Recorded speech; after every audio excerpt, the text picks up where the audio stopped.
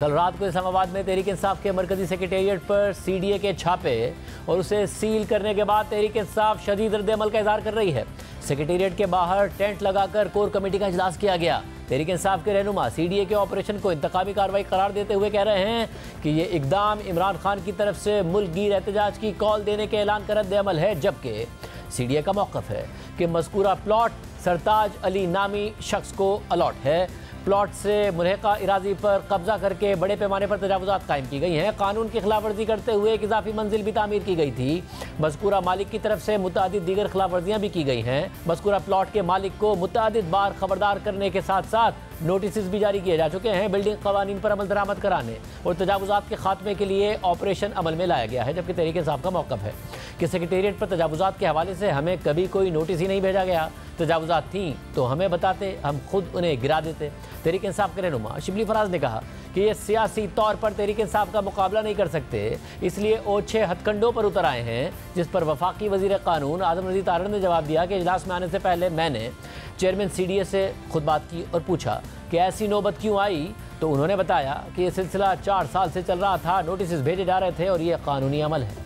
आप ताकत से सियासत नहीं कर सकते हैं। आप हमारी पार्टी का सिंबल ले सकते हैं, हमारे चेयरमैन को अंदर कर सकते हैं, हमारे दफ्तरों को गिरा सकते हैं, हमारे घरों पे धावा बोल सकते हैं, लेकिन अवाम की मेजॉरिटी है, उनके दिलों से इमरान खान की मोहब्बत को आप साफ नहीं कर सकते। ये एक सियासी तौर पे मुकाबला नहीं कर सकते पाकिस्तान तहरीक इंसाफ के नजरिए का, पाकिस्तान तहरीक इंसाफ के चेयरमैन इमरान खान का। पहला नोटिस जो है इनको वो 2020 में दिया गया, जब इनकी अपनी हुकूमत थी, अपने ही दफ्तर की बाबत। पिछले साल दोबारा इन्हें याद दहानी कराई गई कि आपने 2 फ्लोर जो हैं बगैर नक्शे के, बगैर मंजूरी के उस पे बना रखे हैं, और उसके साथ साथ आपने पब्लिक एरिया के अंदर कंटेनर्स भी लगा रखे हैं और पार्किंग शेड भी बना रखे हैं। आप इन्हें रिमूव करें। बारहा ये नोटिस रिपीट हुए 6-6 माह के फ़र्क से, 3-3 माह के फ़र्क से।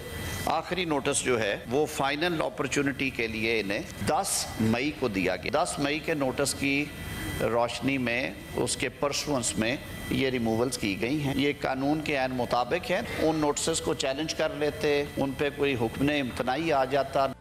मगर आम बात यह है कि इस हवाले से खुद सीडीए की जो दस्तावेज़ात सामने आई हैं वो कुछ और सूरत हाल बता रही हैं।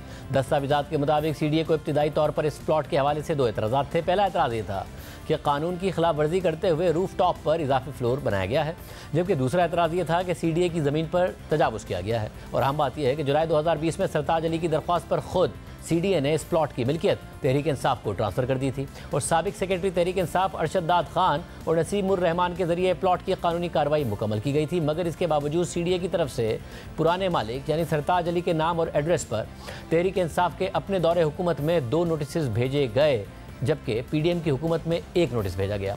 लेकिन फिर गुज़िश्ता साल सितंबर में एक शो कॉज नोटिस सरताज अली को नहीं बल्कि प्लॉट के मालिक या ऑक्यूपेंट के नाम पर भेजा गया, और ये शो कॉज नोटिस उसी एड्रेस पर भेजा गया जिसमें तहरीक इंसाफ का सेक्रेटेरिएट है। और ये शो कॉज नोटिस जून 2023 में भेजे गए। सीडीए के नोटिस की खिलाफ वर्जी पर एक्शन लेने के लिए तनबीह के तौर पर भेजा गया था। शो कॉज नोटिस के मुताबिक 15 दिन के अंदर अंदर तजावुज़ात हटा दी जाएँ, जिसमें नाकामी की सूरत में सीडीए इमारत सील करने या तजावुज़ात हटाने से मुताल्लिक़ कार्रवाई करने पर मजबूर हो जाएगी। साथ ही इमारत को 2020 के रूल्स की खिलाफ वर्जी करते हुए गैर मुतल्लिका कामों के लिए इस्तेमाल किया जा रहा है, इसलिए 7 दिन के अंदर मुनासिब वजह बताई जाए कि इमारत के गैर कानूनी इस्तेमाल पर उसे सील क्यों ना कर दिया जाए, क्योंकि कानून के मुताबिक इमारत सिर्फ उसी मकसद के लिए इस्तेमाल की जाएगी जिसके लिए अलॉट की गई थी। इसके बाद 10 मई 2024 को सीडीए ने इमारत सील करने और तजावुज़ात हटाने का ऑर्डर जारी किया, यानी तहरीक इंसाफ के सेक्रेटेरिएट के एड्रेस पर बराह रास्त इस हवाले से नोटिस भेजा गया था, जिसके बाद सीडीए ने कल कार्रवाई की। लेकिन अब से कुछ देर पहले तहरीक इंसाफ के सेक्रेटरी जनरल उमर अयूब ने इस नोटिस के हवाले से जियो न्यूज़ के प्रोग्राम नया पाकिस्तान में जवाब देते हुए कहा कि ये नोटिस भी हमें मौसूल नहीं हुआ, अगर हमें भेजा गया था तो रिसीविंग दिखाई जाए।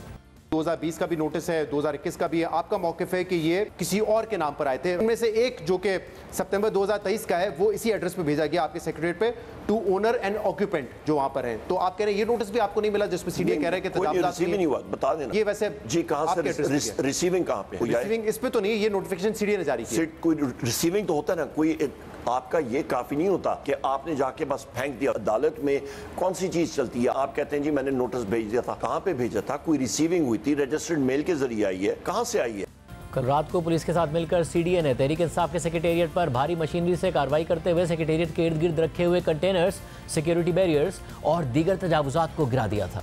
इस दौरान तहरीक इंसाफ के कारकुनों ने सीडीए की कार्रवाई में रुकावट डालने की कोशिश की और पुलिस के दावे के मुताबिक हवाई फायरिंग भी की गई, जिस पर रात को ही तहरीक इंसाफ के रहनुमा आमिर मुगल को गिरफ्तार कर लिया गया और आज अदालत ने उन्हें जुडिशल रिमांड पर जेल भेज दिया। पार्टी सेक्रेटेरिएट सील किए जाने के बाद आज तहरीक इंसाफ की कोर कमेटी ने सेक्रेटेरिएट के बाहर टेंट लगाकर इजलास किया और अदालत में केस दायर करने और कौमी असेंबली में तहरीक लाने का ऐलान किया।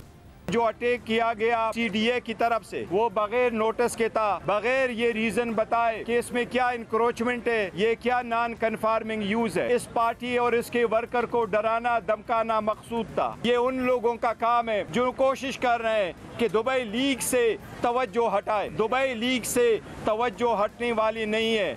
आप लोगों ने अपना मनी ट्रेल देना है। हमने कोर कमेटी के मीटिंग की और इसमें रिजोल्यूशन हमने पास करवाया। हम शदीद अल्फाज में सीडीए के इस कार्रवाई की मजम्मत करते हैं। हम पिटीशन फाइल कर चुके हैं। मंडे वाले दिन इसके खिलाफ पिटीशन इस्लामाबाद हाई कोर्ट में होगी। हमें उम्मीद है अदलिया हमें रिलीफ देगी। बैसियत लीडर ऑफ दी ऑपोजिशन में यहाँ पे खड़ा था। एडीसीजी अब्दुल्ला, पुलिस के लोग यहाँ पे उन्होंने मेरा इस्तेकाक मजरू किया। यहाँ पे मेरे chairman of the party member कौमी असेंबली मौजूद थे, इनका इस्तेकाक मजरू हुआ। आपके गुजरात के केस में जो पुलिस वाले वहाँ पे थे उन सारों के हमारा प्रिविलेज मोशन उसका भी आ रहा है और ये भी इंशाल्लाह ताला होगा और इन लोगों को हम लोग लाएंगे सामने। इस हवाले से बात करने के लिए हमने तहरीक इंसाफ के रहनुमाओं को प्रोग्राम में बुलाया, मगर वो नहीं आए। प्रोग्राम लाइव है, वो अब भी शिरकत कर सकते हैं, अपना मौक़िफ़ दे सकते हैं।